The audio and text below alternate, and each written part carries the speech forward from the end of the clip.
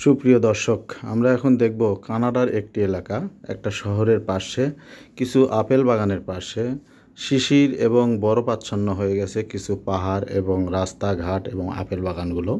এটি পাহাড়, কানাডার এই শহরের একটি পাহাড়।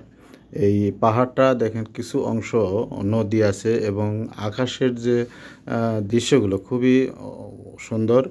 আর এগুলো আপেল বাগানের ভিতরে যে দুই সাইড দিয়ে আপেল গাছ থাকে এবং মাঝখান দিয়ে রাস্তার মতো, সেই রাস্তার মতো সাইডগুলোতে সম্পূর্ণ বরফাচ্ছন্ন হয়ে গেছে।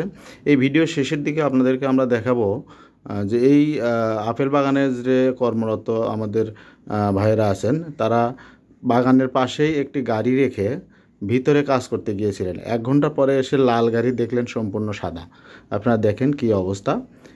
এই শহরটি থেকে কিছু দূরে এই বাগানগুলো, এই যেগুলো সবই বরফাচ্ছন্ন হয়ে গেছে। 2 সাইডে আপেল গাছ, আপেল গাছগুলো সবগুলো এই বরফের কারণে পাতা ঝরে গেছে। আবার যখন ফল শুরু হবে, বরফের সময় চলে যাবে, তখনই এই গাছগুলো আবার সম্পূর্ণ পাতা দিয়ে সবুজ হয়ে যাবে।